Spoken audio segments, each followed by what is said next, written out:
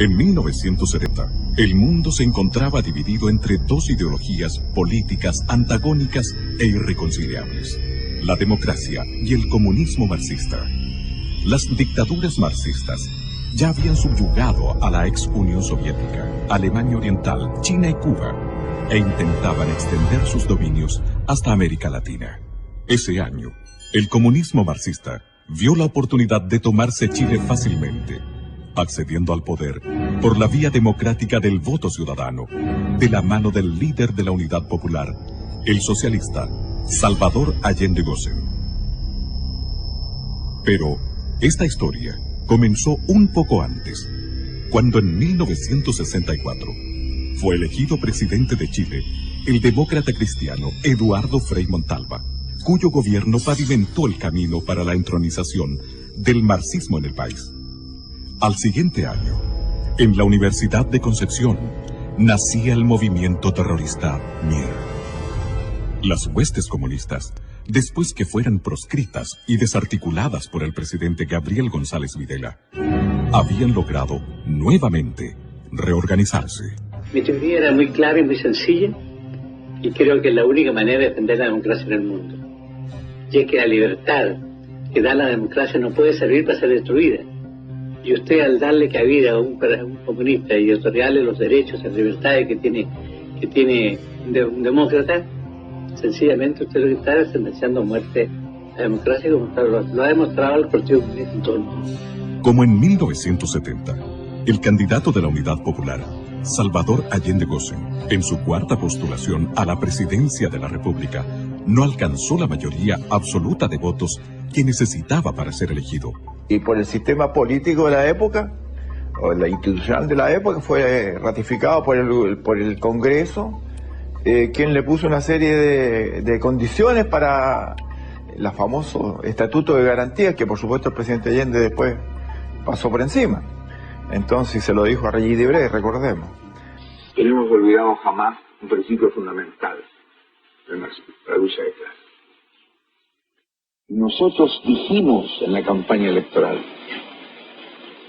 que nuestra lucha era para cambiar el régimen y el sistema, y que íbamos nosotros a conquistar el gobierno, para conquistar el poder, a hacer las transformaciones revolucionarias que Chile necesita. El mismo día que Allende fue ratificado como el nuevo presidente de Chile, cientos de personas abandonaron el país. En su primer mensaje del año 71 al Congreso Nacional, él fue muy explícito porque dijo: si el Congreso no acoge las reformas que nosotros estamos realizando, las reformas revolucionarias, puede desatarse en el país un clima de gran violencia. Estamos vigilantes, sabemos perfectamente bien lo que la historia señala y no nos van a pillar de sorpresa. Además, ese enfrentamiento, ¿no?, antagonismo, tendrá, ¿cómo no va a haber si nosotros partimos del hecho esencial marxista de irse atrás? Apenas asumido el mando, Allende reiteró su decisión de instaurar en Chile una economía socialista que contemplaba la expropiación por parte del Estado de todas las actividades vitales para el desarrollo económico y social del país. Ya en el mes de noviembre de 1970, miles de casas habían sido ocupadas por la fuerza y más de 1000 predios agrícolas corrieron la misma suerte en los meses siguientes. Al cuerpo de carabineros no se le permitía actuar contra los usurpadores. Los propietarios quedaron solos y desamparados frente al abuso y al desalojo del que eran víctimas. En las primeras semanas de su mandato, Allende indultó a un grupo de extremistas, condenados por los tribunales de justicia, por asalto, robo y asesinatos a policías durante el gobierno de Eduardo Frei Montalva. Allende los calificó como jóvenes idealistas. Uno de los indultados, más tarde, en junio de 1971, asesinaría en plena vía pública al ex vicepresidente de la República, el demócrata cristiano Edmundo Pérez Sujovic. El tipo se bajó con una ametralladora ya a punto de disparar, se puso al lado de papá y le disparó a escasos centímetros. A lo anterior, se agregó una errónea decisión económica. Allende incrementó bruscamente el gasto público, financiándolo por medio de una descontrolada sobreemisión monetaria del Banco Central. Y en ese entonces se produjo una de las peores crisis económicas que tenga recuerdo Chile.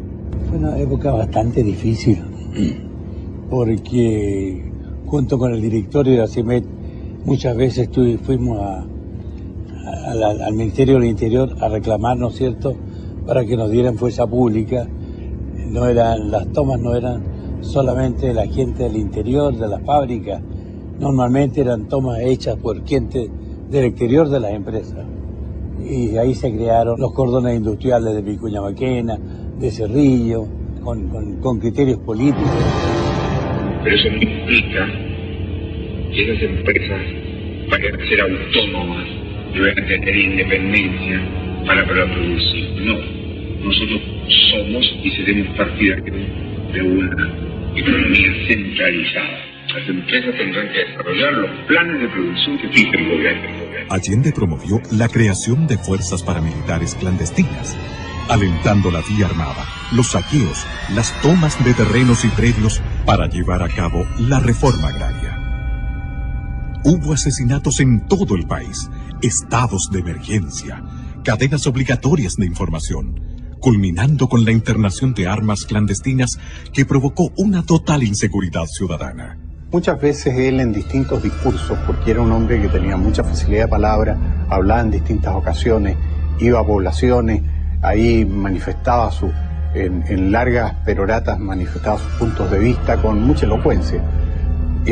Dijo frases tales como si hay una revolución reaccionaria, armas tendrá el pueblo. Corrían tiempos complejos, difíciles de imaginar para las nuevas generaciones de chilenos. La ciudadanía debió soportar innumerables atropellos, privaciones y temores. Ningún propietario de tierras, empresa o comercio podía trabajar con la seguridad de que su propiedad no fuera expropiada por cualquier razón. Fui con mis 4 hijos, con mi guagua en los brazos y mis hijos al lado mío y les dije, así que ustedes me tienen amenazada de muerte, aquí están mis hijos y aquí estoy yo. Mátenme cuando ustedes quieran. Yo sufrí mucho ahí. El clima de enfrentamientos que vivía Chile llegó a su punto de ebullición el miércoles 1 de diciembre de 1971, coincidiendo con la visita de Fidel Castro. Chile se da a conocer en el mundo por la acción de sus mujeres. Ellas se levantaron contra el gobierno porque el gobierno las presionaba a no tenerle alimentos para sus hijos. Donde habían colas me ponía para lo que fuera. No teníamos pasta de dientes, no había jabón, no había con qué hacerse aseo, no había con qué lavar, no había nada. Y además hicieron la mayor manifestación pública, la marcha de las cacerolas, que fue interrumpida por los terroristas del MIR, que las apalearon, les tiraron papas con hojas de afeitar adentro. 160 mujeres heridas en una marcha que nunca más se conoció en Chile. Muchos, y me recuerdo como el día de hoy, cuando muchos tipos de los cordones industriales se pusieron en las gradas del Santa Lucía y nos tiraban papas con gilet, como el día de hoy. Y las mujeres también se encerraron, se tomaron los jardines del Congreso Nacional y se amarraron en sus rejas. Y lloraban. Y la gente que pasaba le regalaba un pañuelo. Ellas añadieron un pañuelo que la gente les dejó y le dieron una vuelta completa con pañuelos a todo el Congreso Nacional. Perdonen que me emocione, pero estos recuerdos son de un hijo para su padre. A la decidida y persistente resistencia de las mujeres chilenas se unieron los estudiantes, protestando ante el intento de implementar la Educación Nacional Unificada ENU, que escondía un plan de concientización de la juventud desde la enseñanza básica a la universitaria. Miles de estudiantes salieron a las calles a defender sus derechos y fueron apaleados por grupos extremistas con el beneplácito del ministro de Educación de la época, el radical Aníbal Palma. La crisis alcanzó muy pronto a los medios de comunicación. Perseguían a nuestros medios. Hubo una clausura de radios que duró 60 días. Las radios en Chile fueron en ese tiempo determinantes para informar a la población de lo que significaba caer en el comunismo. En marzo de 1972, una nueva y grave ilegalidad estremeció al país. Desde un avión de la línea aérea cubana de aviación, fueron desembarcadas en el aeropuerto de Pudahuel una serie de misteriosas cajas. Estas ingresaron al país vulnerando el procedimiento de control del Servicio Nacional de Aduanas, por orden expresa del entonces director de investigaciones y del propio ministro del Interior, Hernán del Canto. Semanas después, se pudo constatar que lo que contenían las cajas era armamento, ingresado ilegalmente al país, destinado al grupo de amigos personales de Allende, GAP.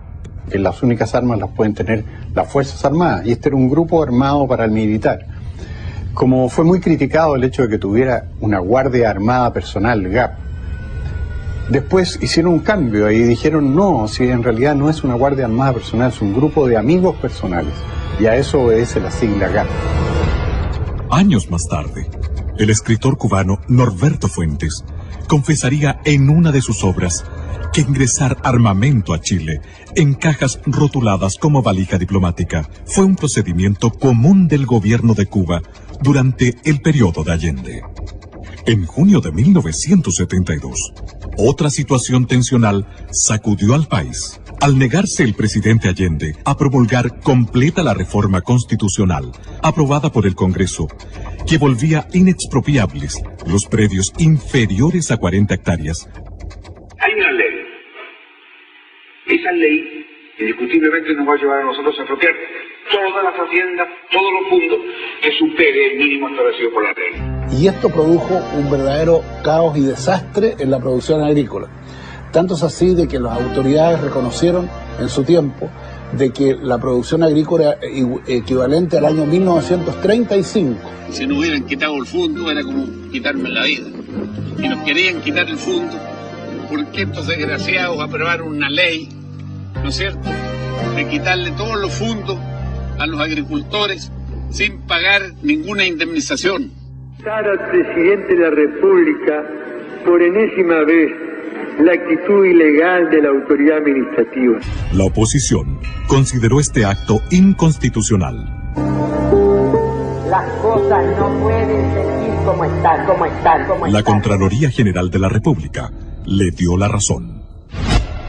En medio de esta polémica, el Partido Nacional declaró que el presidente de la República, al no promulgar la reforma constitucional, estaba violando en forma deliberada y sistemática su promesa solemne de respetar y hacer cumplir la Constitución y las leyes. ¿Se imaginan ustedes cómo fue esto? En esos momentos en que había una efervescencia nacional, estuvimos a punto de una revolución.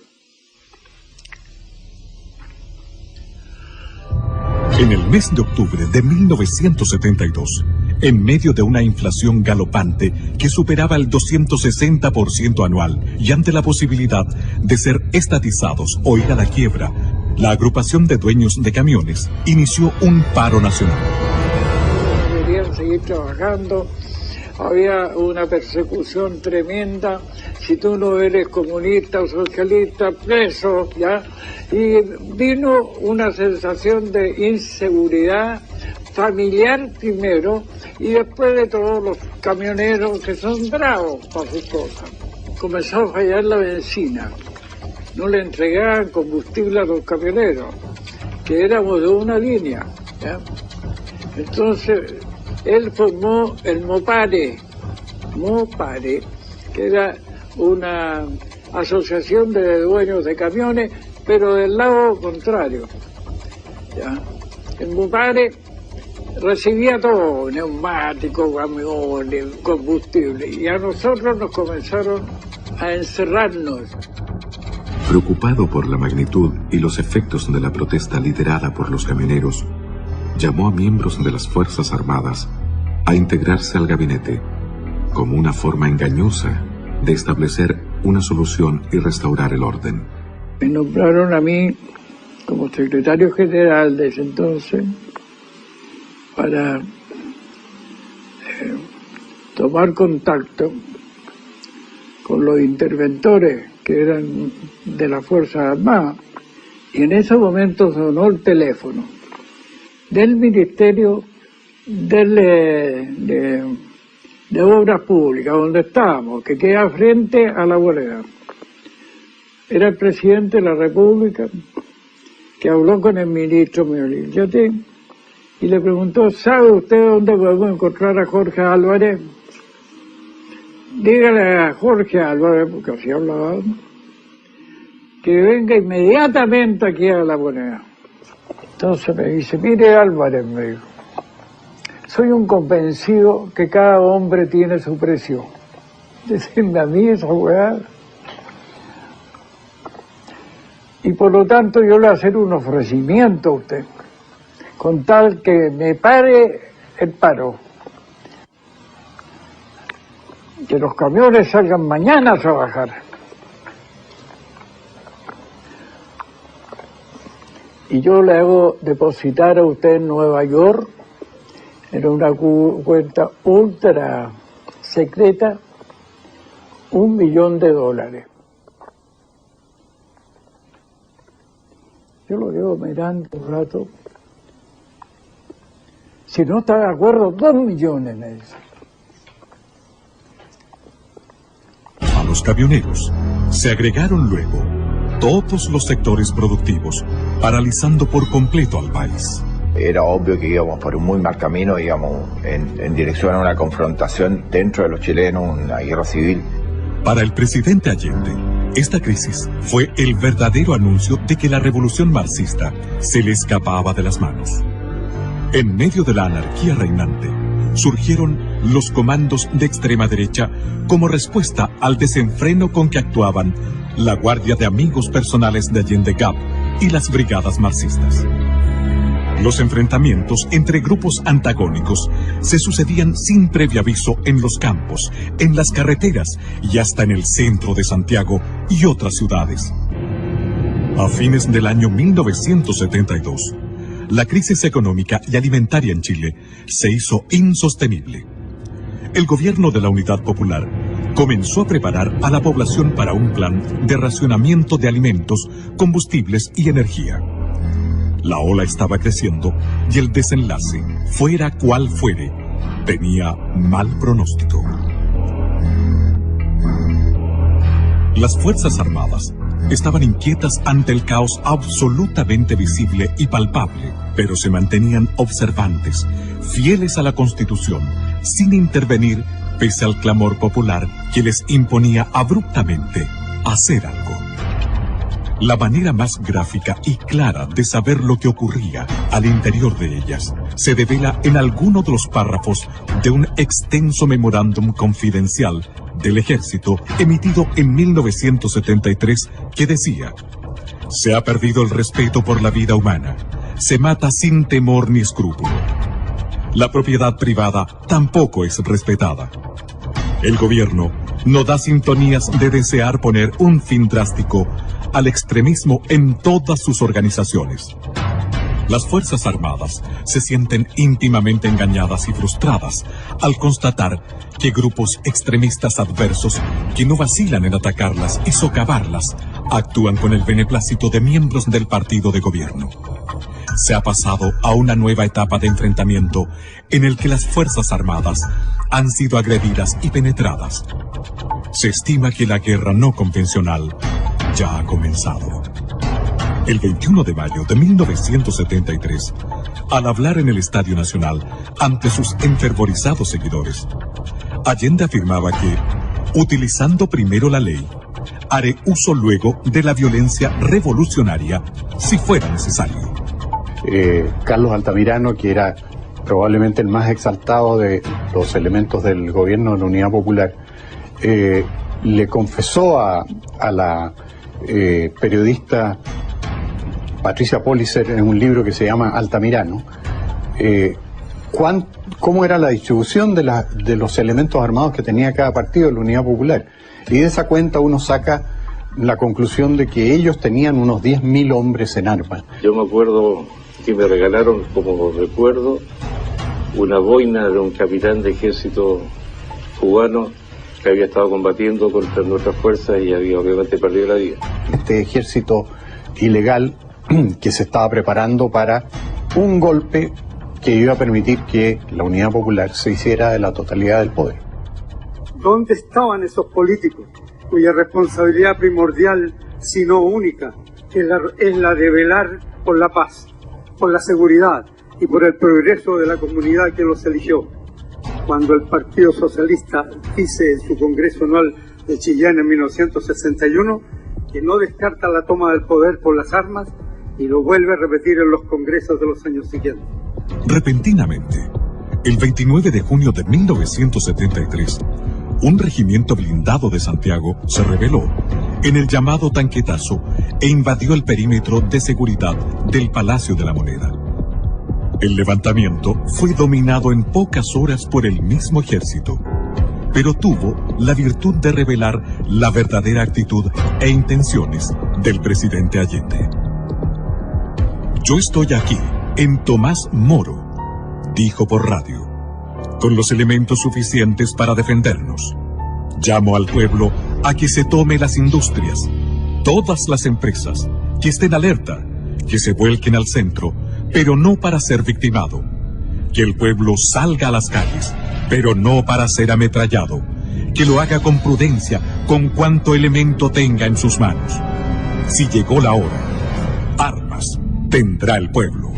Pero nosotros estamos alerta y tenemos que decirle a todos los que estén en actitud vigilante. Y por eso en la concentración de la tarde yo voy a plantear algunos aspectos en que el pueblo debe tener más conciencia. Usted está cumpliendo su programa, enfrentamiento continuo. Permanente. Hasta si ellos lo buscan, si ellos lo provocan. Habrá el enfrentamiento forzado.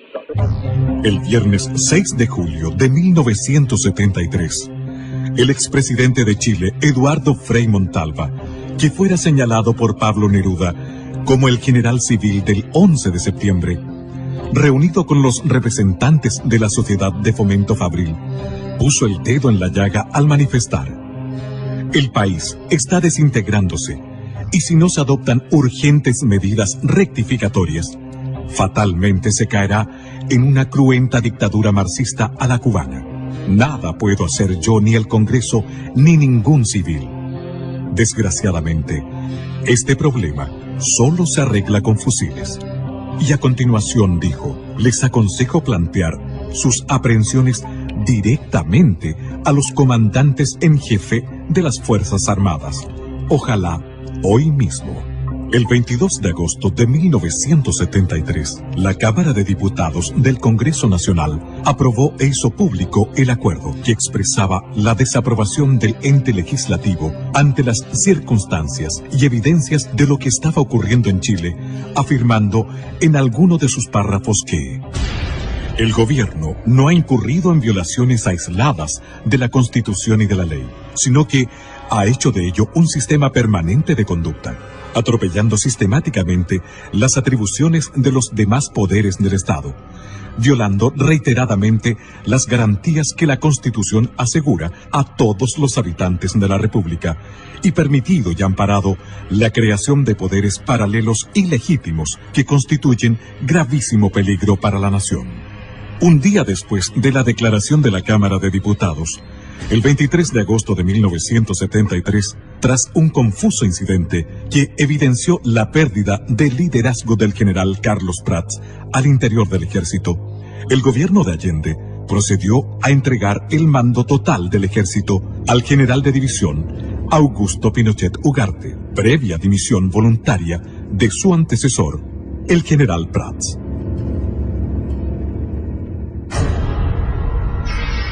Pronunciamiento militar y estado del país al recibirse. Al asumir el general Augusto Pinochet Ugarte como comandante en jefe del ejército, las piezas claves del porvenir de Chile se ubicaron en el lugar justo, en el momento preciso.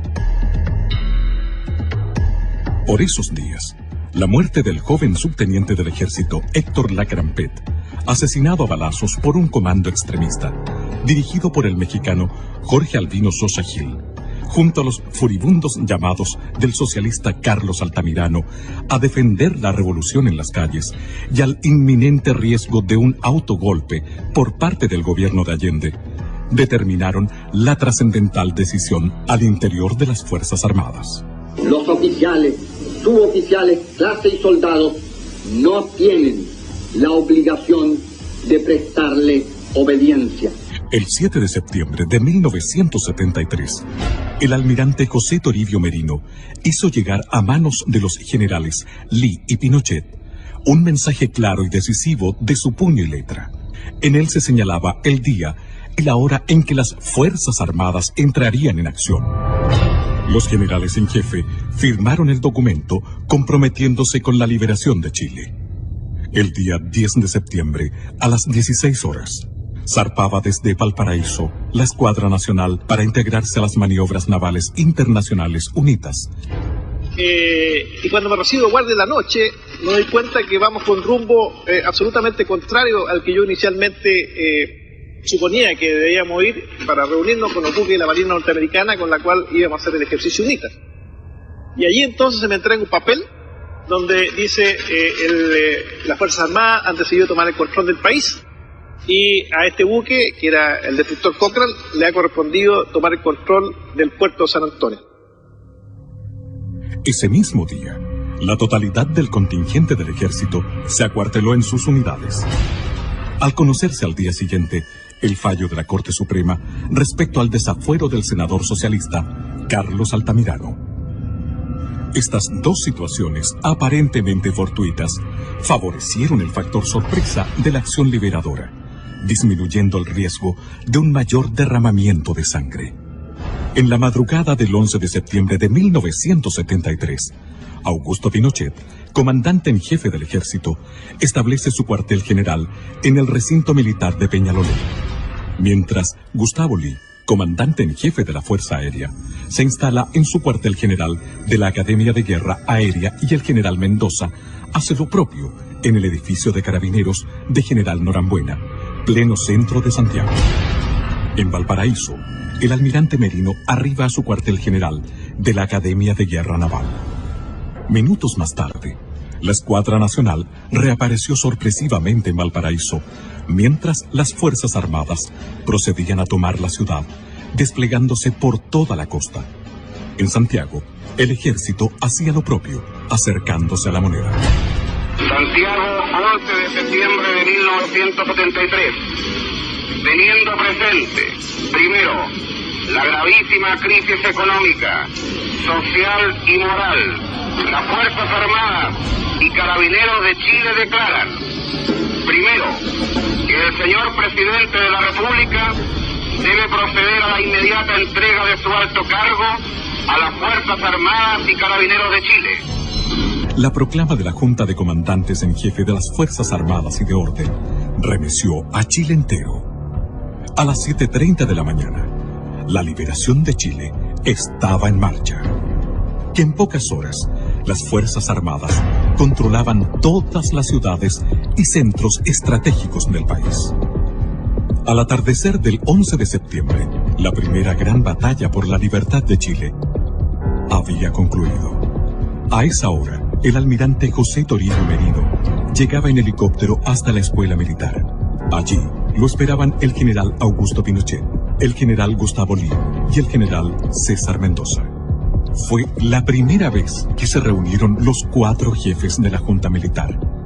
Tras los saludos marciales de rigor, dieron paso a los abrazos del triunfo y al comienzo del trabajo abrumador que tenían por delante. Semanas después del pronunciamiento militar, Patricio Elwin, uno de los principales líderes de la democracia cristiana, validó políticamente la acción de las Fuerzas Armadas de Chile al declarar en una entrevista a un corresponsal del News Service de Washington y Bonn. La llamada vía chilena de construcción del socialismo, que empujó y enarboló como bandera a la unidad popular y exhibió mucho en el extranjero, estaba rotundamente fracasada. Y eso lo sabían los militantes de la Unidad Popular y lo sabía Allende.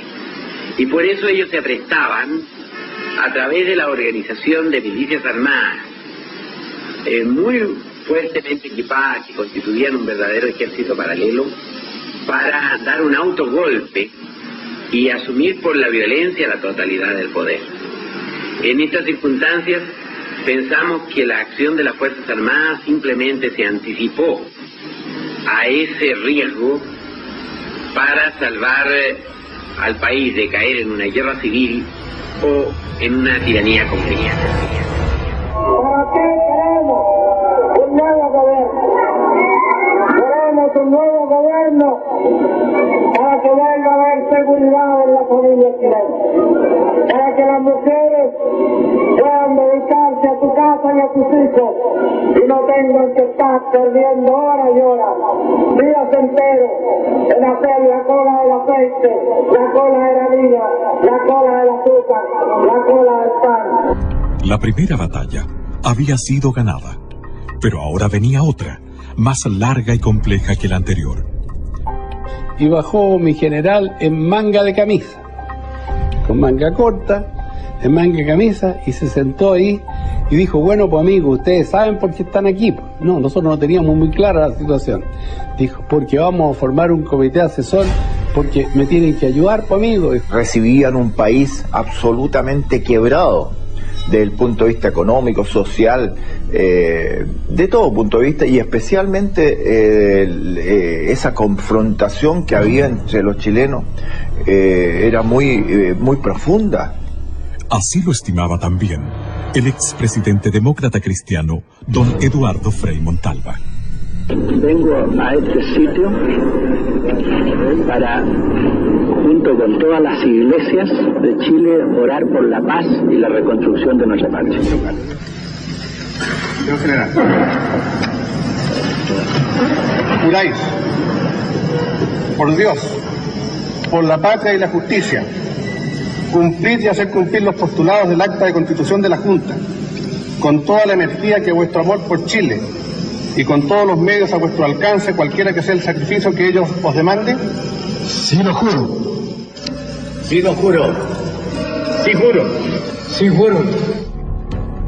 Ese mismo día se comunicó a las representaciones diplomáticas acreditadas en el país que la Junta Militar había asumido el mando supremo de la nación y que se rompía relaciones con Cuba y con Rusia. El expresidente Eduardo Frei Montalva declaraba al diario madrileño ABC: el marxismo, con conocimiento y aprobación de Salvador Allende, y acaso por instigación de Allende, había introducido en Chile innumerables arsenales que se guardaban en viviendas, oficinas, fábricas, almacenes. Los militares han salvado a Chile y a todos nosotros. Ese mismo día, 11 de octubre de 1973, al término del primer mes del pronunciamiento militar, el general Pinochet dio lectura a un informe sobre la situación sociopolítica del país, en el que advirtió que la tarea que estaban comenzando exigiría de grandes esfuerzos y largo tiempo. El país vive en estos momentos una de las etapas más difíciles de su historia. Ella es el fruto de una pesada herencia que recibimos. Las palabras del general Pinochet, refiriéndose a que no había plazos ni fechas claras acerca del término de su misión al mando de Chile, no fueron bien recibidas por la clase política chilena, en especial por los partidos de centro que esperaban ser beneficiados con una entrega inmediata del poder por parte de las Fuerzas Armadas. Hasta el mes de julio de 1974, Chile fue conducido por un poder ejecutivo colegiado, en el cual compartían responsabilidades los 4 miembros de la Junta. En esta fecha, mediante el decreto ley 806, el general Pinochet recibió el título de presidente de la República. En tanto, la Junta quedó investida de poderes constituyentes y legislativos. Leyes. El poder legislativo, encabezado por el almirante José Toribio Merino, en 17 años de las Fuerzas Armadas y Carabineros de Chile, tuvo el promedio de aprobar una ley cada 3 días. En 17 años de gobierno de las Fuerzas Armadas y Carabineros, se promulgaron 4.652 leyes. En 21 años de gobiernos políticos, se han promulgado 1.556 leyes.